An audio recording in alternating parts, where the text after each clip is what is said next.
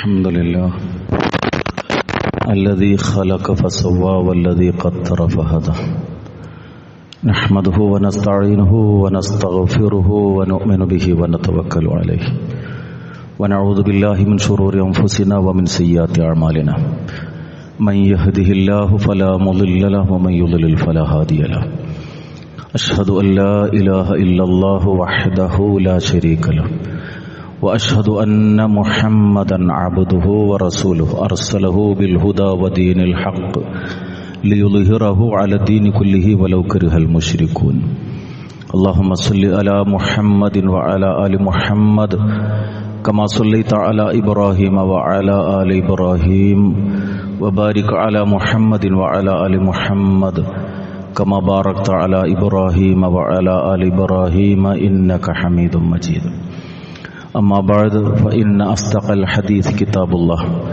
وخير الهدي هدي محمد صلى الله عليه وسلم وشر الأمور محدثاتها وكل محدثة بدعة أيها الناس اتقوا الله عباد الله أعوذ بالله السميع العليم من الشيطان الرجيم بسم الله الرحمن الرحيم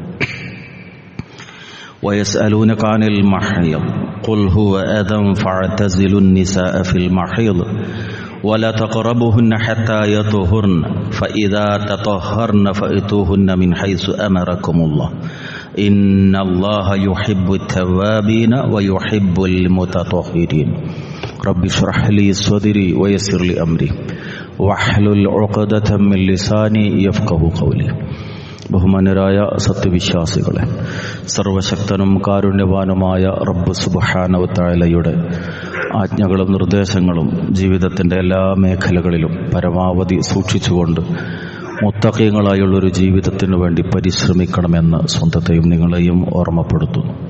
അള്ളാഹുവിൻ്റെ ഖുർആനും തിരുദൂതരുടെ സുന്നത്തും പഠിക്കുകയും ജീവിതത്തിൽ പകർത്തുകയും ചെയ്യുന്ന അള്ളാഹുവിന് ഇഷ്ടപ്പെട്ട ദാസന്മാരിൽ അവൻ നമ്മെല്ലാവരെയും ഉൾപ്പെടുത്തി അനുഗ്രഹിക്കുമാറാകട്ടെ.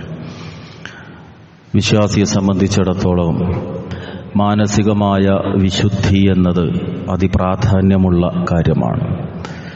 എല്ലാവിധത്തിലുമുള്ള മനസ്സിനെ മലിനപ്പെടുത്തുന്ന കളങ്കങ്ങളിൽ നിന്നും അവൻ സുരക്ഷിതനായിരിക്കണം. അഹങ്കാരം മനുഷ്യന്റെ മനസ്സിനെ കളങ്കപ്പെടുത്തുന്ന തിന്മകളിൽപ്പെട്ടതാണ്. നിഫാഖ്, കാപട്യം മനുഷ്യന്റെ മനസ്സിനെ കളങ്കപ്പെടുത്തുന്ന തിന്മകളിൽപ്പെട്ടതാണ്. പരസ്പരമുള്ള അസൂയ, വിദ്വേഷം, വെറുപ്പ് ഇതൊക്കെ മനുഷ്യന്റെ മനസ്സിനെ മലിനപ്പെടുത്തുന്ന മാലിന്യങ്ങളിൽപ്പെട്ടതാണ്. അതിൽ നിന്നെല്ലാം വിശ്വാസി സുരക്ഷിതരായിരിക്കണം. ആ സുരക്ഷിതത്വത്തിന്റെ ഔന്നത്യത്തിലേക്ക് അവൻ എത്തിച്ചേരാൻ സാധിക്കുക തൗബയിലൂടെയാണ്, പശ്ചാത്താപത്തിലൂടെയാണ്. ജീവിതത്തിന്റെ ഓരോ സന്ദർഭങ്ങളിലും തന്റെ ജീവിതത്തിൽ വന്നുപോകുന്ന അപാകതകളെക്കുറിച്ചോർത്ത്, തിന്മകളെക്കുറിച്ചോർത്ത് വിങ്ങുന്ന മനസ്സോടെ അള്ളാഹുവിനോട് പശ്ചാത്തപിച്ചുകൊണ്ടേയിരിക്കുക എന്നത്. ആ പശ്ചാത്താപം മുഅ്മിനിന്റെ ജീവിതത്തിന്റെ ഭാഗമായി തീരണം. കഴിഞ്ഞ ഖുതുബയിൽ ഭൗതിക ലോകത്ത് അതുകൊണ്ടുണ്ടാകുന്ന ഗുണങ്ങൾ, ഇസ്തിഗ്ഫാറിന്റെ പ്രയോജനങ്ങളൊക്കെ വിശദമായി നാം മനസ്സിലാക്കുകയുണ്ടായി. ഈ തൗബ കൊണ്ട് മനസ്സിനെ ശുദ്ധീകരിക്കുന്നതോടൊപ്പം തന്നെ ഒരു മുഅ്മിനിന്റെ ജീവിതത്തിൽ ബാഹ്യമായ ശുദ്ധി എന്നതും ഏറ്റവും പ്രാധാന്യമുള്ള ഒരു കാര്യമാണ്. ഞാൻ പാരായണം ചെയ്തിട്ടുള്ളത് വിശുദ്ധ ഖുർആൻ 2-ാമത്തെ അധ്യായം സൂറത്ത് ബഖറയിലെ 222-ാമത്തെ വചനമാണ്. ആ വചനത്തിൽ സ്ത്രീകളുടെ ശാരീരികമായ, ചാക്രികമായ, നിരന്തരമായി സംഭവിച്ചുകൊണ്ടിരിക്കുന്ന ഒരു ജീവശാസ്ത്രപരമായ പ്രക്രിയയായ അവരുടെ പീരീഡ്, ഋതുമതികളായി കഴിഞ്ഞാൽ സ്വാഭാവികമായി സംഭവിക്കുന്ന ആ ശാരീരികമായ സവിശേഷതയുമായി ബന്ധപ്പെട്ട കാര്യം പറഞ്ഞിടത്ത് പരിശുദ്ധ ഇസ്ലാം നമുക്ക് ബോധ്യപ്പെടുത്തി തരുന്ന അതിപ്രധാനമായ ചില കാര്യങ്ങളുണ്ട്. അള്ളാഹു ഇവിടെ പറയുന്നത് വയസ്അലൂനക അനിൽ മഹീദ്, ഋതുമതികളായ സ്ത്രീകളെക്കുറിച്ച്, ആർത്തവകാരികളായ സ്ത്രീകളെക്കുറിച്ച് അവർ താങ്കളോട് ചോദിക്കുന്നു. ഖുൽ ഹുവ അദ, പറയുക അതേറെ ബുദ്ധിമുട്ടുള്ളതാണ്, പ്രയാസമുള്ളതാണ്. വലിയ ആശയം ഈ വചനത്തിൽ അടങ്ങിയിട്ടുണ്ട്. ഒരു സ്ത്രീയെ സംബന്ധിച്ചിടത്തോളം അവളുടെ ദൈനംദിന ജീവിതത്തിൽ അവൾ ഏറ്റവും കൂടുതൽ പ്രയാസം അനുഭവിക്കുന്ന സന്ദർഭമാണ് ആർത്തവത്തിന്റെ ഘട്ടമെന്ന് പറയുന്നത്. ഗർഭാശയ ഭിത്തിയിൽ ഒരു പുംബീജത്തെ സ്വീകരിക്കാൻ, ഒരണ്ടത്തെ സ്വീകരിക്കാൻ, ഒരു കുഞ്ഞിനെ സ്വീകരിക്കാൻ സർവ്വവിധത്തിലും ഗർഭാശയത്തിന്റെ ഭിത്തി തയ്യാറായി നിന്ന് അവിടെയുള്ള രക്തക്കുഴലുകളിൽ രക്തം നിറഞ്ഞു നിന്ന് ഒരു പുതുജീവനെ സ്വാഗതം ചെയ്യാൻ വേണ്ടി മാസം തോറും ഗർഭാശയ ഭിത്തി ഒരുങ്ങി തയ്യാറായിരിക്കുന്ന സന്ദർഭം. ആ ഫെർട്ടിലൈസേഷൻ നടക്കാതെ പോകുമ്പോൾ സ്വാഭാവികമായി ഗർഭാശയഭിത്തിയിലെ രക്തക്കുഴലുകൾ പൊട്ടുകയും രക്തപ്രവാഹം സംഭവിക്കുകയും ചെയ്യുന്നു. ഇത് ചാക്രികമായി ഒരു സ്ത്രീയുടെ ശരീരത്തിൽ സംഭവിക്കുന്ന ഒരു പ്രക്രിയയാണ്. സ്ത്രൈണഭാവത്തിന്റെ അടയാളം കൂടിയാണ് നമുക്കറിയാം ഒരു സ്ത്രീയെ സംബന്ധിച്ചിടത്തോളം ആർത്തവം എന്ന് പറയുന്നത്. ആ ആർത്തവം സ്വാഭാവികമായ ഒരു പ്രക്രിയ മാത്രമല്ല. ആ സന്ദർഭത്തിൽ ശാരീരികമായ ഒരു സ്ത്രീ ഏറെ പ്രയാസങ്ങൾ അനുഭവിക്കുന്നു. മാനസികമായ ടെൻഷനുകൾ ഏറ്റവും കൂടുതൽ അവളെ സംബന്ധിച്ചിടത്തോളം അനുഭവപ്പെടുന്നു. ഒരു സ്ത്രീയുടെ ജീവിതത്തിലെ ഏറ്റവും ഉന്നതമായ കാര്യം നമുക്കറിയാം മാതൃത്വമാണ്. മാതൃത്വത്തിന് വേണ്ടി തന്റെ ശരീരം ഒരു പുതു ജന്മം നൽകുന്നതിന് വേണ്ടി സർവാത്മന സന്നദ്ധമായിരിക്കുന്ന ഒരു സന്ദർഭമാണ് ഒരു സ്ത്രീയെ സംബന്ധിച്ചിടത്തോളം ആർത്തവത്തിന്റെ ഘട്ടമെന്ന് പറയുന്നത്. ദാമ്പത്യ ജീവിതത്തിൽ ഒരു പുരുഷൻ ഏറ്റവും കൂടുതൽ മനസ്സിലാക്കിയിരിക്കേണ്ടുന്ന ഒരു സന്ദർഭം കൂടിയാണത്. കാരണം അല്ലാഹു അവിടെ ഉപയോഗിച്ച വാക്ക് ഖുൽ ഹുവ അദാ എന്നാണ്. അത് ഒരു പ്രയാസമാണ്, ഒരു ബുദ്ധിമുട്ടാണ്. അവളുടെ ശാരീരിക പ്രയാസം, അവളുടെ മാനസിക പ്രയാസം, അതോടൊപ്പം തന്നെ ദാമ്പത്യ ജീവിതത്തിൽ ലൈംഗിക ബന്ധം പാടില്ലാത്തൊരു ഘട്ടമായി ഇസ്ലാം ആ സന്ദർഭത്തെ പ്രത്യേകിച്ച് അവിടെ ഓർമ്മപ്പെടുത്തുകയും ചെയ്തു. അത് പ്രയാസമാണ് എന്ന് പറഞ്ഞ ശേഷം ഫഅ്തസിലുൻ നിസാഅ ഫിൽ മഹീദ് വലാ തഖറബൂഹുന്ന ഹത്താ യതഹുർന, ആ സ്ത്രീകളെ ആർത്തവ സന്ദർഭത്തിൽ നിങ്ങൾ സമീപിക്കരുത്, അവർ ശുദ്ധമാകുന്നവരെ എന്നത് അള്ളാഹുവിന്റെ കൽപ്പനയാണ്. എന്നാൽ ഫൈദാ തതഹർന ഫഅ്തൂഹുന്ന മിൻ ഹൈസു അമറകുമുല്ലാഹ്, അവർ ശുദ്ധി കൈവരിച്ചു കഴിഞ്ഞാൽ അള്ളാഹു കൽപ്പിച്ച വിധത്തിൽ നിങ്ങൾ അവരെ സമീപിച്ചുകൊള്ളൂ. നമുക്കറിയാം ഇസ്ലാമേതര സമൂഹത്തിൽ ഈ വിഷയത്തിൽ ഒരുപാട് അബദ്ധധാരണകൾ അന്നും ഇന്നും നിലനിന്നിരുന്നതാണ്. ഒരു വിഭാഗം സമൂഹത്തിൽ ഒരു സ്ത്രീ ആർത്തവകാരിയായി കഴിഞ്ഞാൽ തെരണ്ട് കല്യാണം എന്ന പേരിൽ അതിനൊരു പേര് നൽകി അതൊരാഘോഷമായി സമൂഹത്തെ വിളിച്ചറിയിച്ചിരുന്ന സമ്പ്രദായങ്ങൾ ചില കേരളീയ സമൂഹങ്ങളിൽ നമുക്ക് കാണാൻ സാധിക്കും. അതുപോലെ ആ സന്ദർഭമായി കഴിഞ്ഞാൽ പെൺകുട്ടി എല്ലാ അർത്ഥത്തിലും മലിനമായിരിക്കുന്നു എന്ന് കണ്ടുകൊണ്ട് കിടപ്പറയിൽ നിന്ന്, വീട്ടിൽ നിന്ന് പോലും അവളെ മാറ്റി താമസിച്ച് വീടിന്റെ പുറത്തുള്ള ഒരു താമസ സൗകര്യം ഏർപ്പെടുത്തി കൊടുക്കുന്ന ഒരു രീതി. പക്ഷേ ഇസ്ലാം ഇവിടെ ഇതിന്റെ ഒക്കെ മധ്യത്തിൽ നിന്നു. അത് അശുദ്ധമാണ് എന്ന് പഠിപ്പിച്ചു, അതൊരു പ്രയാസത്തിന്റെ സന്ദർഭമാണ് എന്ന് പഠിപ്പിച്ചു. എന്നാൽ കിടപ്പറയിൽ അവരെ ഉപേക്ഷിക്കണം എന്ന് പഠിപ്പിച്ചില്ല.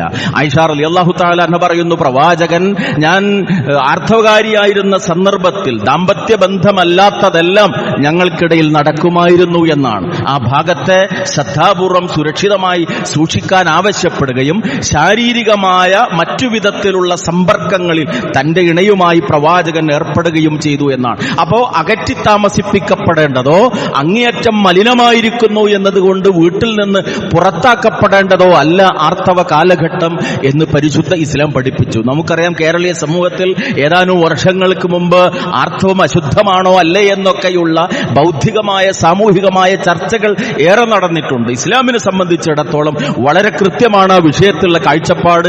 അത് അശുദ്ധിയുടെ കാലമാണ്, അശുദ്ധിയുടെ കാലമാണ് എന്നതോടൊപ്പം ഒരു സ്ത്രീയെ സംബന്ധിച്ചിടത്തോളം ഏറ്റവും പ്രയാസത്തിന്റെ കാലവുമാണ്. അതുകൊണ്ട് പുരുഷൻ ആ വിഷയങ്ങൾ മനസ്സിലാക്കിയിരിക്കണം. അതോടൊപ്പം തന്നെ സ്ത്രീയുടെ ജീവിതത്തിൽ ആ സന്ദർഭത്തിൽ സൂക്ഷ്മതയും ശ്രദ്ധയും ഉണ്ടായിത്തീരണം.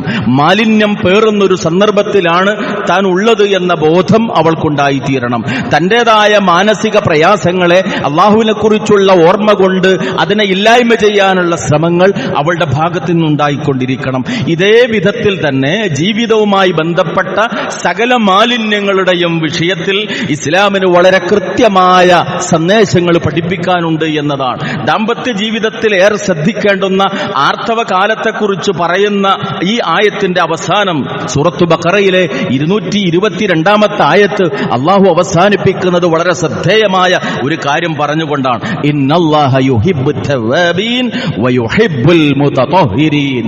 വളരെ വിശാലമായ ഒരു ആശയം അതിൽ അടങ്ങിയിട്ടുണ്ട്. അള്ളാഹുവിന് ഏറ്റവും ഇഷ്ടം ആരോടാണെന്ന് അറിയാമോ? ഇന്നല്ലാഹ യുഹിബ്ബുത് തവ്വാബീൻ. തൗബ ചെയ്യുന്ന ആളുകളെ തീർച്ചയായും അള്ളാഹു അങ്ങേയറ്റം ഇഷ്ടപ്പെടുന്നു. സംഭവിച്ചുപോയി റബ്ബേ, പറഞ്ഞുപോയി, ചെയ്തുപോയി, നോക്കിപ്പോയി, നീ മാത്രമേ അറിഞ്ഞിട്ടുള്ളൂ. നാളെ ഇത് കൊണ്ടുവന്ന് ജനങ്ങളുടെ മുമ്പിൽ വെച്ച് വിചാരണ നടത്തി നീ എന്നെ അപമാനിക്കരുതേ. ഇബ്രാഹിം അലൈഹിസ്സലാം പ്രാർത്ഥിച്ച പോലെ വലാ തുഖ്സിനി യൗമ യുബ്അസൂൻ. ഉയർത്തെഴുന്നേൽപ്പിക്കപ്പെടുന്ന ദിവസം നീ എന്നെ നാണിപ്പിക്കരുതേ, നീ എന്നെ ദുഃഖിപ്പിക്കരുതേ എന്ന് മനസ്സറിഞ്ഞ് അള്ളാഹുവിനോട് പ്രാർത്ഥിക്കുക. ആ തൗബ ജീവിതത്തിൽ നിലനിർത്തുന്ന ആളുകളെ അള്ളാഹുവിന് വളരെ ഇഷ്ടമാണ്. അനുബന്ധമായി അള്ളാഹു ചേർത്തു പറഞ്ഞു വയുഹിബ്ബുൽ മുതതഹിരീൻ. ഇതേ പ്രകാരം തന്നെ വിശുദ്ധി കാത്തു സൂക്ഷിക്കുന്ന ആളുകളെയും അള്ളാഹുവിന് വളരെ ഇഷ്ടമാണ്. സൂറത്തു ബഖറയിലെ 222 ആയത്തിനെ വിശദീകരിച്ചുകൊണ്ട് മഹാനായ അത്താ റളിയല്ലാഹു അൻഹുവിന്റെ ഒരു വാക്ക് വിശദീകരണം മുഫസ്സിറുകൾ രേഖപ്പെടുത്തുന്നുണ്ട്. ഇവിടെ യുഹിബ്ബുത് തവ്വാബീൻ എന്ന് പറഞ്ഞതിന്റെ വിവക്ഷ അത്തവ്വാബീന മിനസ്സുനൂബ്, പാപങ്ങളിൽ തൗബ ചെയ്യുന്ന ആളുകളാണ്. അൽ മുതതഹിരീൻ വയുഹിബ്ബുൽ മുതതഹിരീൻ എന്ന് പറഞ്ഞതിന്റെ വിവക്ഷ അൽ മുതതഹിരീന ബിൽ മാഇ ലിസ്സലാത്ത്, നമസ്കാരത്തിന് വേണ്ടി വുളൂ ചെയ്യുന്ന ആളുകളെ എന്നാണ് എന്ന് അത്താ റളിയല്ലാഹു അൻഹു റസൂലിൽ നിന്ന് കേട്ടതിന്റെ അടിസ്ഥാനത്തിൽ ഈ വചനത്തെ വിശദീകരിച്ചതായി നമുക്ക് കാണാൻ സാധിക്കും. പരിശുദ്ധ ദീൻ ജീവിതത്തിന്റെ എല്ലാ തലങ്ങളിലും ഈ വൃത്തിയും ശുദ്ധിയും കാത്തു സൂക്ഷിക്കാൻ ആവശ്യപ്പെടുന്ന ഒരു മതമാണ്. ഇസ്ലാമിന്റെ പ്രത്യേകത അതാണ്. ജീവിതത്തിന്റെ ഏതെങ്കിലും ചില കാര്യങ്ങളെക്കുറിച്ച്, രാഷ്ട്രീയത്തെക്കുറിച്ച്, ഭരണത്തെക്കുറിച്ച് മാത്രം പഠിപ്പിക്കുന്ന ഒരു മതമല്ല ഇത്. ഭക്ഷണത്തെക്കുറിച്ച് മാത്രം പറയുന്ന, തൊഴിലാളി മുതലാളി ബന്ധങ്ങളെക്കുറിച്ച് മാത്രം പറയുന്ന ഒരു മതമല്ല ഇത്. മനുഷ്യന്റെ ജീവിതത്തിന്റെ എല്ലാ തലങ്ങളിലേക്കും കൃത്യമായ വിശദീകരണം നൽകുന്നു. മഹാനായ റസൂലിന്റെ ഒരു വാക്ക് നോക്കൂ. അവിടുന്ന് പറഞ്ഞു, ആയിഷ റളിയല്ലാഹു തആല തന്നെ പറയാൻ, അശ്റത്തും മിനൽ ഫിത്റ, 10 കാര്യങ്ങൾ മനുഷ്യന്റെ പ്രകൃതി നിയമങ്ങളിൽപ്പെട്ടതാണ്. ജീവിതത്തിൽ ശ്രദ്ധിക്കേണ്ടുന്ന, സൂക്ഷിക്കേണ്ടുന്ന പ്രകൃതിപരമായ കാര്യങ്ങളിൽപ്പെട്ടതാണ് 10 കാര്യങ്ങൾ. ശ്രദ്ധിക്കുക. റസൂലുള്ളാഹി എണ്ണി പറഞ്ഞു, ഖസ്സു ശാരിബ്, മീശ വെട്ടുക, വഖസ്സുൽ അദ്ഫാർ, നഖം വെട്ടുക, വഖസ്സുൽ ബറാജിം, സന്ധികൾ കഴുകുക, വിശദീകരിക്കേണ്ടത് ആവശ്യമില്ല, വഇഫാഉൽ ലഹിയ, താടി നീട്ടുക, വസ്സിവാക്, ബ്രഷ് ചെയ്യുക, പല്ല് തേക്കുക, വൽ ഇസ്തിൻഷാഖ്, മൂക്കിൽ വെള്ളം കയറ്റിയിട്ട് വൃത്തിയാക്കുക, നാസാരന്ധ്രത്തിന്റെ ഉൾഭാഗം ശുദ്ധിയാക്കുക, വനതുഫുൽ ലിബ്ത്, കക്ഷരോഗങ്ങളെ പറിച്ചു കളയുക, വഹൽഖുൽ ആന, ഗുഹ്യരോഗങ്ങളെ വടിച്ചു നീക്കുക, വന്തിഖാസുൽ മാ, മൂത്രിച്ച ശേഷം കൃത്യമായി വൃത്തിയാക്കുക.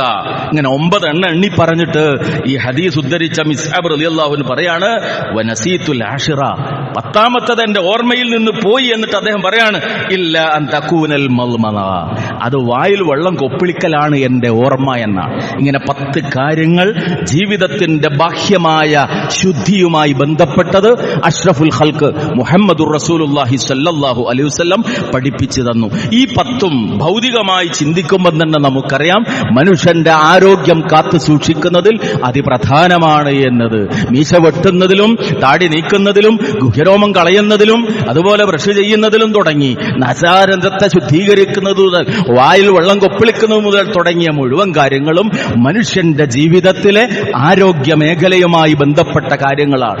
കേവലമായ ഭൗതികമായ ഒരു ആരോഗ്യം മാത്രമല്ല, മാനസികമായി തൗബയിലൂടെ ശുദ്ധീകരിക്കപ്പെടുന്നതോടൊപ്പം ശാരീരികമായ ആരോഗ്യത്തെ കാത്തുസൂക്ഷിക്കുകയും ചെയ്തുകൊണ്ട് ജീവിതത്തിന്റെ 2 തലങ്ങളിലും ഏറ്റവും ഉന്നതമായ ഒരു അവസ്ഥയിലേക്ക് മനുഷ്യനെ എത്തിക്കുകയാണ് പ്രകൃതിമതമായ ഇസ്ലാം ഈ വിഷയത്തിൽ ചെയ്യുന്നത് എന്ന് നമുക്ക് കാണാൻ സാധിക്കും. അള്ളാഹുവിന്റെ റസൂലിന്റെ കാലത്ത് ശത്രുക്കളിൽപ്പെട്ട ചില ആളുകൾ ഇതൊക്കെ പരിഹസിക്കാൻ വേണ്ടി ഉപയോഗപ്പെടുത്തിയിരുന്നു. റസൂലുള്ളാഹി സ്വല്ലല്ലാഹു അലൈഹി വസല്ലം വിസർജനത്തിന്റെ മര്യാദകളെ കുറിച്ച് പഠിപ്പിച്ചു. ആ സമയത്താണ് ചില അവിശ്വാസികൾ സഹാബത്തിനെ കളിയാക്കിയത്. നിങ്ങളുടെ പ്രവാചകൻ മുഹമ്മദ് വിസർജനവുമായി ബന്ധപ്പെട്ട കാര്യം വരെ പഠിപ്പിച്ചു തരുന്നുണ്ടല്ലേ എന്ന്. അവര് ചൂളിപ്പോയില്ല. നമ്മളെപ്പോലെ ഒരു അപകർഷ ബോധം അവരെ ബാധിച്ചില്ല. അഭിമാനത്തെപ്പോലെ അഭിമാനത്തോടെ അവർ മറുപടി പറഞ്ഞു, അതെ, ഞങ്ങളുടെ പ്രവാചകൻ വിസർജന സ്ഥലത്തേക്ക് പ്രവേശിക്കുമ്പോ ഇടതുകാല് വെച്ചിട്ടല്ലാതെ കയറരുത് എന്നും ഇടത് കൈ കൊണ്ടല്ലാതെ ശൗചം ചെയ്യരുത് എന്നുവരേക്കും ഞങ്ങൾക്ക് പഠിപ്പിച്ചു തന്നിട്ടുണ്ട് എന്നതാണ്. വിശുദ്ധ ഖുർആനിൽ നമുക്ക് കാണാം, സൂറത്തു തൗബയിലെ 108-ാമത്തെ ആയത്ത്. ആ ആയത്തിന്റെ സബബുൻ നുസൂൽ പരിശോധിക്കുമ്പോ ആ കാലത്തെ മുനാഫിക്കുകളായ ആളുകൾ ഒരു പള്ളി ഉണ്ടാക്കുകയും ആ പള്ളിയുടെ ഉദ്ഘാടനത്തിന് വേണ്ടി പ്രവാചകനെ ക്ഷണിക്കുകയും ഇസ്ലാമിക സമൂഹത്തിനെതിരെയുള്ള ഒരു ഗൂഢാലോചനയുടെ കേന്ദ്രമായി മസ്ജിദുൽ ഇറാറിനെ രൂപപ്പെടുത്താൻ ശ്രമിക്കുകയും ചെയ്തൊരു സന്ദർഭത്തിൽ അവരുടെ കുതന്ത്രത്തെ ആയത്തിറക്കി പടച്ച തമ്പുരാൻ റസൂലുള്ളാഹി സ്വല്ലല്ലാഹു അലൈഹി വസല്ലമക്ക് അവരുടെ ഗൂഢാലോചനയെ ബോധ്യപ്പെടുത്തി കൊടുത്ത് കാര്യം മനസ്സിലാക്കി കൊടുത്തതിന്റെ കൂടെ പറഞ്ഞു, എന്നാൽ യഥാർത്ഥമായ പള്ളി അവിടെ വിവക്ഷിക്കുന്നത് നമുക്ക് കാണാം. ഖുബ, മസ്ജിദ് ഖുബയാണ്, മദീനയിലെ മസ്ജിദ് ഖുബ. ആ മസ്ജിദ് ഖുബയെ കുറിച്ച് പറഞ്ഞിടത്ത് ആയത്തിൽ അല്ലാഹു എടുത്തു പറഞ്ഞൊരു കാര്യമുണ്ട്, ഫീഹി റിജാലുൻ യുഹിബ്ബൂന അൻ യതതഹറു വല്ലാഹു യുഹിബ്ബുൽ മുത്തഹിരീൻ. ഖുബയിൽ നമസ്കരിക്കുന്ന വിശ്വാസികളുണ്ടല്ലോ, അവരെ യുഹിബ്ബൂന അൻ യതതഹറു, വൃത്തിയുള്ളവരാകാൻ ഇഷ്ടപ്പെടുന്നവരാണ്. അന്നത്തെ ഖുബാ നിവാസികളെ പ്രശംസിച്ചുകൊണ്ട് അള്ളാഹ് ഖുർആനിൽ ആയത്തിറക്കുകയാണ്. അതിന്റെ കാരണം മുഫസ്സിറുകൾ വിശദീകരിക്കുന്നുണ്ട്. ആ ഗോത്ര സംസ്കൃതിയുടെ കാലത്ത് 1400 കൊല്ലം മുമ്പ് മണലാരണ്യങ്ങളിൽ വസിച്ചിരുന്ന ആ കാലഘട്ടത്തിലും വിസർജന ശേഷം ശുദ്ധീകരിക്കുന്നതിൽ അങ്ങേയറ്റം ശ്രദ്ധ കാണിച്ചവരായിരുന്നു ഖുബാ നിവാസികൾ. അതുകൊണ്ടാണ് ഖുർആനിൽ ആയത്തിൽ വിഷയം പരാമർശിച്ചിടത്ത് ഖുബാ നിവാസികളെ പ്രത്യേകിച്ച് പ്രശംസിച്ചിട്ട് ഫീഹി റിജാലുൻ യുഹിബ്ബൂന അൻ യതതഹറു, എപ്പോഴും വൃത്തി കാത്തു സൂക്ഷിക്കണം എന്നാഗ്രഹിക്കുന്ന കുറച്ച് മനുഷ്യന്മാർ അവിടെയുണ്ട് എന്ന് അല്ലാഹു പ്രശംസിക്കാൻ കാരണം.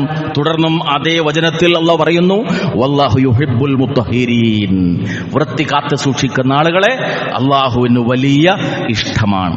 എല്ലാ നിലക്കുമുള്ള അശുദ്ധിക്ക്, എല്ലാ നിലക്കുമുള്ള മാലിന്യങ്ങൾക്ക് എതിരാകുന്നു പരിശുദ്ധ ഇസ്ലാം. സാമ്പത്തിക രംഗത്ത് നമുക്കറിയാം, സമ്പത്തിനെ മലിനമാക്കുന്ന ഏറ്റവും പ്രധാനപ്പെട്ട തിന്മയാണ് പലിശ. അഹല്ലല്ലാഹുൽ ബൈഅ വഹറമ റിബാ, കച്ചവടത്തെ അല്ലാഹു അനുവദനീയമാക്കി, പലിശ അല്ലാഹു ഹറാമാക്കി. കാരണം നമ്മുടെ സമ്പത്തിനെ പലിശ എന്ന തിന്മ മലിനപ്പെടുത്തുമെന്നുള്ളതുകൊണ്ട് സദഖ ചെയ്യുന്നിടത്ത് പോലും ഏറ്റവും ഉത്തമമായത് മാത്രമേ അല്ലാഹു സ്വീകരിക്കുള്ളൂ. നിങ്ങൾ പൂഴ്ത്തിവെപ്പിലൂടെ സമ്പാദിച്ചത് സദഖ ചെയ്തുകൊണ്ട് കാര്യമല്ല. സർവീസിൽ ഉണ്ടായിരുന്ന കാലത്ത് കൈക്കൂലി വാങ്ങിയിട്ട് ബാങ്കിലെ നിക്ഷേപം കൂട്ടി റിട്ടയർ ചെയ്ത ശേഷം അതെടുത്തിട്ട് ഒരു ഉംറക്കും ഹജ്ജിനും പോകുന്നത് കൊണ്ട് വലിയ പ്രയോജനം ഉണ്ടാവുമോ? പാവപ്പെട്ടവന്റെ ചോര നീരാക്കി അധ്വാനിച്ചുണ്ടാക്കിയ പണം അന്യായ മാർഗത്തിലൂടെ കൈവശപ്പെടുത്തിയിട്ട് അതുകൊണ്ട് ഇബാദത്ത് ചെയ്താൽ, അതുകൊണ്ട് ദാനം ചെയ്താൽ അത് ഫലപ്രദമായി തീരുമോ ചിന്തിക്കേണ്ടുന്ന കാര്യമാണ്. കാരണം റസൂലുള്ളാഹി സ്വല്ലല്ലാഹു അലൈഹി വസല്ലം പഠിപ്പിച്ചൊരു കാര്യമുണ്ട്, ഇന്നല്ലാഹു തയ്യിബുൻ ലാ യഖ്ബലു ഇല്ലാ തയ്യിബാ. അല്ലാഹു തയ്യിബാണ്, അല്ലാഹ് നല്ലവനാണ്, അല്ലാഹ് വിശുദ്ധനാണ്. അതുകൊണ്ട് ശുദ്ധമായതല്ലാത്തത് അല്ലാഹു സ്വീകരിക്കില്ല. റബ്ബിലേക്ക് കൈകൾ ഉയർത്തുമ്പോഴും നമ്മൾ ശ്രദ്ധിക്കേണ്ടുന്ന കാര്യമാണ്. കീശയിൽ ഹറാമിന്റെ പണട്ടിട്ട് അല്ലാഹുമ്മ ഗ്ഫിർലി എന്ന് പറഞ്ഞ് റബ്ബിലേക്ക് കൈ ഉയർത്തിക്കൊണ്ട് യാതൊരു കാര്യവുമില്ല. ഹറാമിലൂടെ സമ്പാദിച്ചത് ഭക്ഷിച്ചിട്ട് യാ റബ്ബ് യാ റബ്ബ് എന്ന് വിളിച്ചതുകൊണ്ട് യാതൊരു കാര്യവുമില്ല. സമ്പത്ത് ശുദ്ധമാകണം, മാലിന്യമുക്തമാകണം.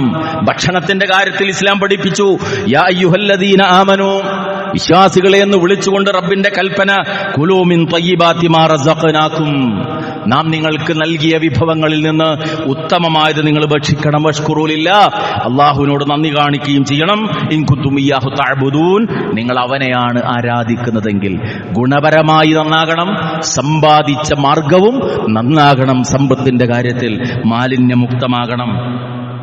മനുഷ്യൻ ഭക്ഷിക്കുന്ന മാലിന്യങ്ങളിൽ ഏറ്റവും പ്രധാനപ്പെട്ട ഒന്നാണ് ഭക്ഷിക്കാൻ ഉപയോഗിക്കുന്ന വസ്തു ശവമായി മാറുക എന്നത്. ഹുരിമത് അലൈക്കുമുൽ മൈത വദ്ദം വലഹമുൽ ഖിൻസീർ വമാ ഉഹില്ല ലിഗൈരില്ലാഹി ബിഹി, ശവവും അതുപോലെ തന്നെ രക്തവും പന്നിമാംസവും അള്ളാഹുവിന്റെ പേരിൽ അറുക്കപ്പെട്ടതല്ലാത്തതും നിങ്ങൾക്ക് നിഷിദ്ധമാണ് എന്ന് വിശുദ്ധ ഖുർആനിലൂടെ അള്ളാഹു പഠിപ്പിക്കുന്നു. ശവം ഭക്ഷിക്കാൻ പാടില്ല എന്ന്. ഭക്ഷണത്തിൽ ഊതുകയോ ശ്വസിക്കുകയോ ചെയ്യാൻ പാടില്ല.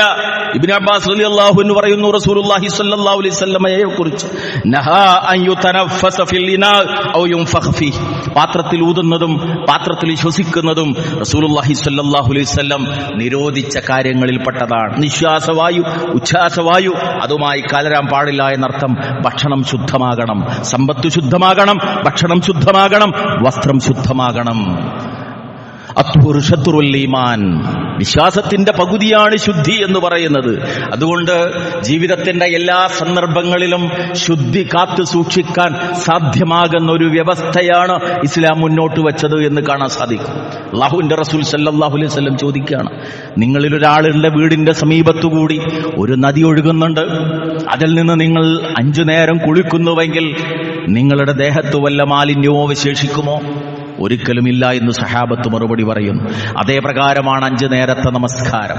5 നേരത്തെ നമസ്കാരത്തിലൂടെ 5 നേരവും ഒരു വിശ്വാസി ശുദ്ധീകരിക്കപ്പെടുകയാണ്. ആ ശുദ്ധീകരണത്തിന്റെ ഏറ്റവും പ്രധാനപ്പെട്ട തലമാണ് വുളു എന്ന് പറയുന്നത്. റസൂലുള്ളാഹി സ്വല്ലല്ലാഹു അലൈഹി വസല്ലം പഠിപ്പിച്ചു, നഖങ്ങളുടെ അടിഭാഗത്ത് നിന്ന് പോലും പാപങ്ങൾ മായ്ക്കപ്പെടും നിങ്ങൾ വുളു ചെയ്താൽ. മാനസികമായ ശുദ്ധിയും ശാരീരികമായ ശുദ്ധിയും ഒന്നിച്ചൊരു വിശ്വാസി നേടിയെടുക്കുന്ന സന്ദർഭമാണ് വുളു എന്ന് പറയുന്നത്. അതുകൊണ്ട് പരമാവധി സമയം വുളുവിലായിരിക്കാനുള്ള ഒരു ശ്രദ്ധയും നമ്മുടെ ഭാഗത്തു നിന്നുണ്ടാകണം. ബാത്റൂമിൽ പോയി കഴിഞ്ഞ് വുളു നഷ്ടപ്പെട്ട് കഴിഞ്ഞാൽ വീണ്ടും ഒന്ന് വുളു ചെയ്യുക.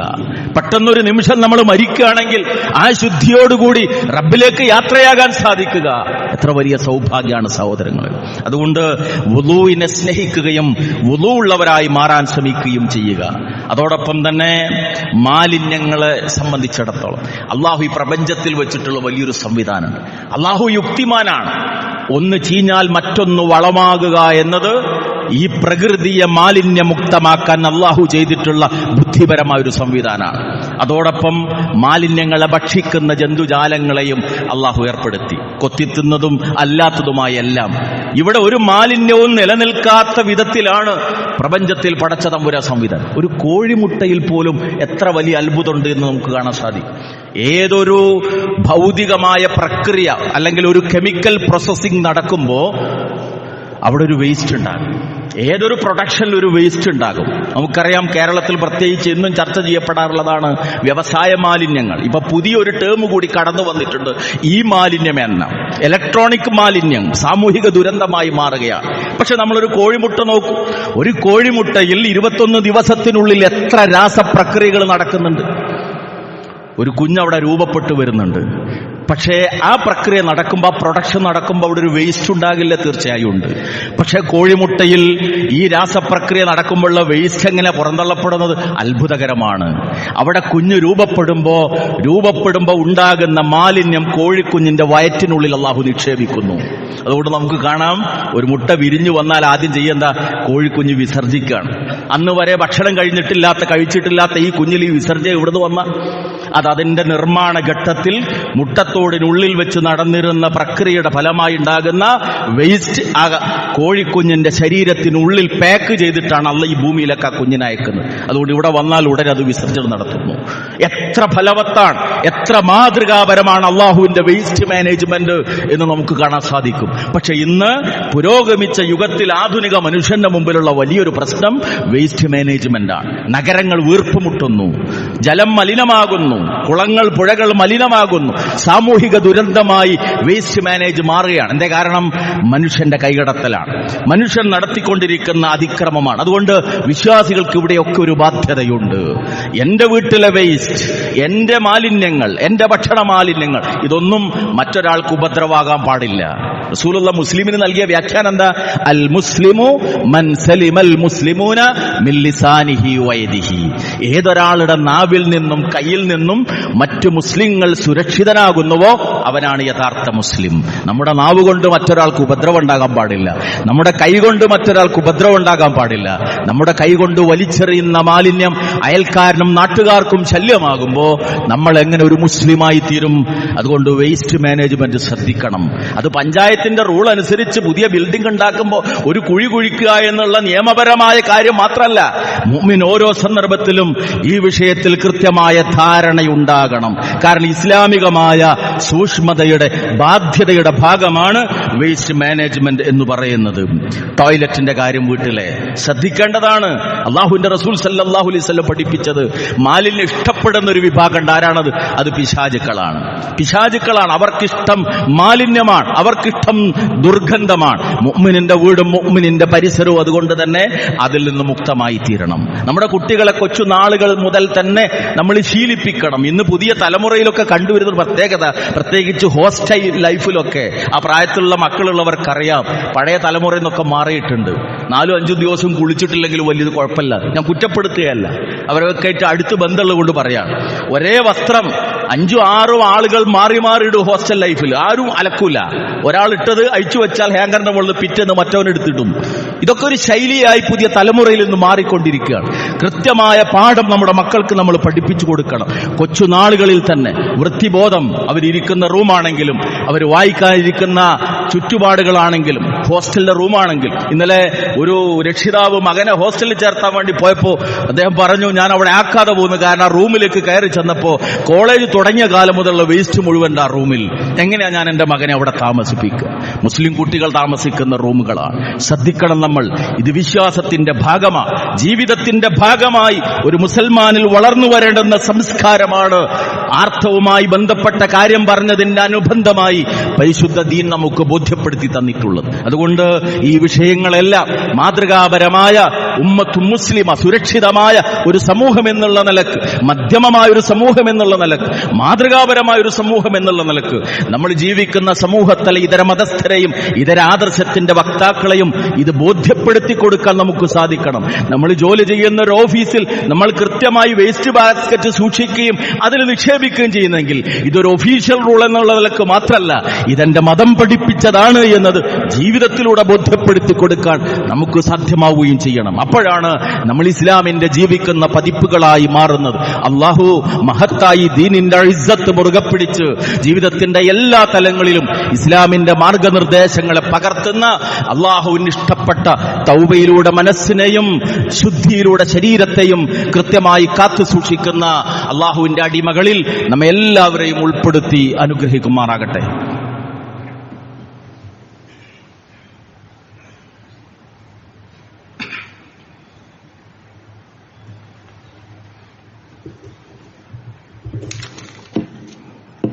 അൽഹംദുലില്ലാ الذي هدانا لهذا وما كنا لنهتدي لولا أن هدانا الله صلى الله على النبي وعلى آله وصحبه أجمعين أما بعد اتقوا الله عباد الله.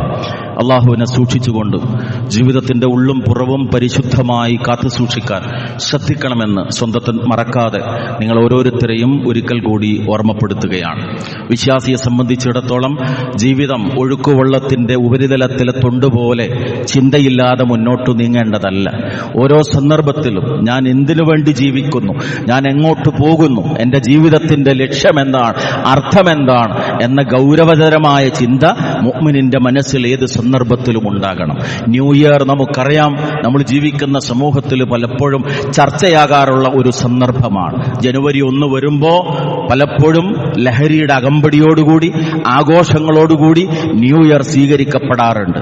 മുഅ്മിനിന്റെ ജീവിതത്തിൽ കാലഘടനയുടെ മാനദണ്ഡമായി നിശ്ചയിക്കപ്പെട്ട് നമുക്കറിയാം ഹിജ്റ വർഷമാണ്. ഇസ്ലാമിക സമൂഹത്തിൽ പ്രത്യേകിച്ച് മഹാനായ അമീറുൽ മുഅ്മിനീൻ ഉമർ ഇബ്നുൽ ഖത്താബ് റളിയല്ലാഹു അൻഹുവിന്റെ കാലഘട്ടത്തിൽ ഇസ്ലാമിക കലണ്ടർ തയ്യാറാക്കിയപ്പോ ആ കലണ്ടറിന്റെ മാനദണ്ഡമായി സ്വീകരിക്കപ്പെടേണ്ടത് എന്ത് എന്നുള്ള ചർച്ചയുണ്ടായി. ചിലർ അഭിപ്രായപ്പെട്ടു ഇസ്രാ മിഅ്റാജ് സംഭവമാക്കാൻ മാനദണ്ഡം, ചിലർ അഭിപ്രായപ്പെട്ടു ബദർ യുദ്ധമാക്കാൻ മാനദണ്ഡം. പക്ഷേ അവിടെ ഉയർന്നു വന്ന മറ്റൊരഭിപ്രായത്തെയാണ് അമീറുൽ മുഅ്മിനീൻ ഉമർ ഇബ്നുൽ ഖത്താബ് റളിയല്ലാഹു അൻഹു പരിഗണിച്ചത് എന്ന് കാണാൻ സാധിക്കും. സാധിക്കും. ഇസ്ലാമിൽ അതിമഹത്തായ സംഭവം നടന്ന ഹിജ്റയെ കാലഗണനയുടെ മാനദണ്ഡമാക്കി. ഹിജ്റ വർഷം അതിന്റെ കൃത്യമായ രൂപം നൽകപ്പെട്ടു. ആ ഹിജ്റ കലണ്ടറിലെ ഒന്നാമത്തെ മാസമാണ് നമുക്കറിയാം പരിശുദ്ധമായ മുഹറം മാസം. 1446 ഹിജ്റ വർഷത്തിലേക്ക് ഇൻഷാ അല്ലാഹ് അടുത്ത ദിനം നാം പ്രവേശിക്കാൻ പോവുകയാണ്. പഴയ കലണ്ടർ മാറ്റിവെച്ച് പുതിയ ഹിജ്റ കലണ്ടർ തൂങ്ങുമ്പോൾ ജീവിതത്തിൽ ചില ആലോചനകൾ നമുക്ക് ആവശ്യമാണ്. നിരവധി വർഷങ്ങൾ കഴിഞ്ഞുപോയി. എന്റെ ശരീരത്തിൽ ഒരുപാട് മാറ്റം സംഭവിച്ചു. ജരയും നരയും കടന്നു വന്നുകൊണ്ടിരിക്കുന്നു. ശരീരത്തിലെ അസ്ഥികളും പേശികളും ഒക്കെ പണ്ടത്തേതിനേക്കാൾ ദുർബലമായിരിക്കുന്നു. പണ്ട് ഞാൻ നടന്ന വേഗതയിൽ ഇപ്പൊ എനിക്ക് നടക്കാൻ സാധിക്കുന്നില്ല. ഒരു കലണ്ടർ മാറ്റിവെക്കുമ്പോൾ, ഒരു വർഷം യാത്ര പറയുമ്പോൾ ഈ ചിന്തകൾ നമ്മളിലേക്ക് കടന്നു വരണം. ഞാൻ മരണത്തിലേക്ക് അടുത്തുകൊണ്ടിരിക്കുകയാണ്. പ്രത്യേകിച്ച് പരിശുദ്ധമായ മുഹറം മാസം അതിലേക്ക് പ്രവേശിക്കുമ്പോൾ അതിന്റെ മഹത്വം മഹാനായ ഹസനുൽ ബസ്രി റഹിമുള്ള പറഞ്ഞതായി ഇങ്ങനെ കാണാം. ഇന്നല്ലാഹ ഇഫ്തതഹ സന ബിശഹ്രിൻ ഹറാം വഹതമഹ ബിശഹ്രിൻ ഹറാം. അല്ലാഹു ഒരു വർഷത്തിന്റെ തുടക്കം കുറിച്ചത് വിശുദ്ധമായൊരു മാസം കൊണ്ടാണ്. അല്ലാഹു ആ വർഷത്തിന്റെ അവസാനം കുറിക്കുന്നതും വിശുദ്ധമായൊരു മാസം കൊണ്ടാണ്. അഥവാ അവസാനം കുറിക്കപ്പെടുന്ന വിശുദ്ധ മാസം നമുക്കറിയാം ഇപ്പോഴുള്ള ദുൽഹിജ്ജ മാസം, പരിശുദ്ധമായ മാസം. കഴിഞ്ഞ ഖുതുബകളിൽ അതിന്റെ മഹത്വം നമ്മൾ ഉൾക്കൊണ്ടു. ആ പരിശുദ്ധ മാസം അവസാന മാസമാണെങ്കിൽ അതിന്റെ തുടക്കം പരിശുദ്ധമായ മുഹറം മാസം. ഇന്ന ഇദ്ദത ശുഹൂര ഇൻദല്ലാഹ് 12 ശഹ്റൻ ഫീ കിതാബില്ലാഹി യൗമ ഖലഖസ് സമാവാതി വൽ അർദ് മിൻഹാ അർബഅത്തുൻ ഹുറും. സൂറത്തു തൗബ 36-ാമത്തെ ആയത്തിലൂടെ അല്ലാഹു പഠിപ്പിക്കുന്നു, ആകാശഭൂമികൾ സൃഷ്ടിക്കപ്പെട്ട സന്ദർഭത്തിൽ അല്ലാഹുവിന്റെ അടുക്കൽ മാസങ്ങളുടെ എണ്ണം അത് 12 ആകുന്നു. അതിൽ 4 പരിശുദ്ധമാണ്. ആ പരിശുദ്ധമായ മുഹറം മാസത്തിലേക്കാണ് നാം പ്രവേശിക്കാനിരിക്കുന്നത്. പ്രാർത്ഥനയോടുകൂടിയാകണം, അല്ലാഹുവിനെ കുറിച്ച് കൂടുതൽ അടുത്തുകൊണ്ടാകണം ഒരു പുതിയ ഹിജ്റ വർഷത്തിലേക്ക് നാം പ്രവേശിക്കേണ്ടത്.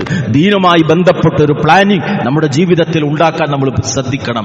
കുടുംബവുമായി ബന്ധപ്പെട്ട ഉത്തമമായൊരു പ്ലാനിംഗ് വരുന്ന വർഷത്തേക്ക് വേണ്ടി നമ്മുടെ അടുക്കൽ തയ്യാറാക്കുന്നതിനുള്ള ചിന്തയും അതിനുള്ള ഒരുക്കങ്ങളും നമ്മുടെ ഭാഗത്തു നിന്നുണ്ടാകണം. പരിശുദ്ധമായ മുഹറം യുദ്ധം നിരോധിക്കപ്പെട്ട മാസമാണ്. പരിശുദ്ധമായ മുഹറം ഹിജ്റയ്ക്ക് വേണ്ടിയുള്ള ഒരുക്കങ്ങൾ റസൂലുള്ളാഹി സ്വല്ലല്ലാഹു അലൈഹി വസല്ലം ആരംഭിച്ചിട്ടുള്ള മാസമാണ്. പ്രവാചകൻ ഹിജ്റയ്ക്ക് വേണ്ടിയുള്ള ഒരുക്കങ്ങൾ ആരംഭിച്ചുവെങ്കിൽ മരണത്തിനു വേണ്ടിയുള്ള ഒരുക്കങ്ങൾക്ക് തുടക്കം കുറിക്കാൻ ഈ ഹിജ്റ നമുക്ക് പ്രേരകമായി തീരണം. ഹിജ്റ മാസത്തിന്റെ തുടക്കം മുഹറം നമുക്ക് പ്രേരകമായി തീരണം. അങ്ങനെയുള്ള മനസ്സറിഞ്ഞുകൊണ്ടുള്ള ഒരു ജീവിത ശുദ്ധീകരണത്തിന് നാം തയ്യാറായി തീരുക. പടച്ച തമ്പുരാനോട് തൗബയിലൂടെ കൂടുതൽ അടുത്തുകൊണ്ടും ഭൗതിക ജീവിതത്തിൽ ഇസ്ലാം പഠിപ്പിക്കുന്ന ഓരോ കാര്യങ്ങളെയും അതാതിന്റെ പ്രാധാന്യം ഉൾക്കൊണ്ടുകൊണ്ട് സ്വയം വ്യക്തി ജീവിതത്തിൽ നടപ്പാക്കുകയും നമ്മുടെ കുടുംബത്തെ, നമ്മുടെ കുട്ടികളെ ആ നിലക്ക് സംസ്കാര സമ്പന്നരാക്കി വളർത്തിക്കൊണ്ടുവരാനുള്ള ശ്രമങ്ങൾ നാം നടത്തുകയും ചെയ്യുക. അള്ളാഹുവിനോട് നിരന്തരമായി നാം പ്രാർത്ഥിക്കുക. ഈ മാസത്തിൽ വരാനിരിക്കുന്ന ആരാധനകളിലെല്ലാം നമ്മുടേതായ ശ്രദ്ധയുണ്ടാകണം. അള്ളാഹു വിശ്വാസികൾക്ക് വിജയം നൽകിയ ന്യൂനപക്ഷത്തെ ഭൂരിപക്ഷത്തിന്റെ അതിക്രമങ്ങളിൽ നിന്ന് രക്ഷപ്പെടുത്തിയ മഹത്തായൊരു മാസമാണ് മുഹറം എന്നുള്ളത് നാം ഉൾക്കൊള്ളുക. അതുമായി ബന്ധപ്പെട്ട് പിൽക്കാല സമൂഹത്തിൽ പ്രത്യേകിച്ച് ഷിയാക്കൾ കടത്തിക്കൊണ്ടുവന്ന എല്ലാവിധത്തിലുള്ള വൃത്തികേടുകളിൽ നിന്ന്, എല്ലാവിധത്തിലുള്ള അന്ധവിശ്വാസങ്ങളിൽ നിന്ന് നമ്മൾ സുരക്ഷിതരാവുകയും ചെയ്യുക. മുഹറം നഹ്സിന്റെ മാസമല്ല, മുഹറം ദുശകുനത്തിന്റെ മാസമല്ല, മുഹറം പവിത്രതയുടെ മാസമാണ്. ആ പവിത്രതയുടെ മാസത്തെ പവിത്രമായൊരു മനസ്സോടുകൂടി സ്വാഗതം ചെയ്യാൻ സർവാത്മന നാം തയ്യാറെടുക്കുക. അള്ളാഹു അവൻ ഇഷ്ടപ്പെട്ട മാർഗത്തിൽ ജീവിതത്തെ ഉപയോഗപ്പെടുത്തുന്ന ഇബാദത്തുകളിലൂടെ, സൽക്കർമ്മങ്ങളിലൂടെ അള്ളാഹുവിലേക്ക് അടുക്കുന്ന റബ്ബിനിഷ്ടപ്പെട്ട അടിമകളിൽ നമ്മെ എല്ലാവരെയും ഉൾപ്പെടുത്തി അനുഗ്രഹിക്കുമാറാകട്ടെ. റഹ്മാനായ നാഥ, ജീവിതത്തിന്റെ എല്ലാ തലങ്ങളിലും നിന്റെ കൽപ്പനകളെ സൂക്ഷിച്ച് ശ്രദ്ധിച്ച് ജീവിക്കുന്ന മുത്തഖീങ്ങളിൽ നീ ഞങ്ങളെ ഉൾപ്പെടുത്തി അനുഗ്രഹിക്കണമേ നാഥ. നിന്റെ ഹബീബ് മുഹമ്മദ് റസൂലുള്ളാഹി സ്വല്ലല്ലാഹു അലൈഹി വസല്ലമയുടെ സുന്നത്ത് ജീവിതത്തിന്റെ എല്ലാ മേഖലകളിലും നടപ്പാക്കി പ്രവാചക സ്നേഹം മുറുകെ പിടിക്കുന്ന നിന്റെ ഉത്തമദാസന്മാരിൽ നീ ഞങ്ങൾ ഉൾപ്പെടുത്തി അനുഗ്രഹിക്കണമേ നാഥ. റഹ്മാനായ റബ്ബേ, മാരകമായ രോഗങ്ങളിൽ നിന്ന് നീ ഞങ്ങളെ കാത്തു രക്ഷിക്കണമേ തമ്പുരാനെ. ഞങ്ങളുടെ ഒരു സഹോദരൻ സ്ട്രോക്ക് വന്ന് ആശുപത്രിയിൽ ചികിത്സയിലാണ്. അദ്ദേഹത്തിന്റെ പ്രയാസത്തിൽ നിന്ന് നീ അദ്ദേഹത്തെ രക്ഷപ്പെടുത്തണമേ റഹ്മാനെ. ദുആ കൊണ്ട് വസിയ്യത്ത് ചെയ്ത ഒരുപാട് ആളുകളുണ്ട്. എല്ലാം അറിയുന്ന നാഥ, എല്ലാവരുടെയും പ്രയാസങ്ങൾ നീ ദൂരീകരിക്കണമേ റഹ്മാനെ. മാരക രോഗങ്ങളിൽ നിന്നും കടബാധ്യതകളിൽ നിന്നും താങ്ങാനാവാത്ത പരീക്ഷണങ്ങളിൽ നിന്നും നീ ഞങ്ങളെ രക്ഷപ്പെടുത്തണമേ നാഥ. അല്ലാഹുമ്മ ഗ്ഫിർ ലിൽ മുഅ്മിനീന വൽ മുഅ്മിനാത്ത് വൽ മുസ്ലിമീന വൽ മുസ്ലിമാത്ത് അൽ അഹ്യാഇ മിൻഹും വൽ അംവാത്ത് ഇന്നക മുജീബുദ് ദഅവാതി യാ ഖാദിയൽ ഹാജാത്ത്. ربنا هب لنا من ازواجنا وذرياتنا قرة اعين واجعلنا للمتقين اماما. اللهم ارنا الحق حقا وارزقنا اتباعه. اللهم ارنا الباطل باطلا وارزقنا اجتنابه. اللهم اعز الاسلام والمسلمين واذل الشرك والمشركين. اللهم اعز الاسلام والمسلمين واذل الكفر والكافرين. ربنا تقبل منا انك انت السميع العليم وتب علينا انك انت التواب الرحيم. ربنا آتنا في الدنيا حسنة وفي الآخرة حسنة وقنا عذاب النار. آمين آمين آمين برحمتك يا أرحم الراحمين. وصلى الله على النبي وعلى آله وصحبه أجمعين والحمد لله رب العالمين.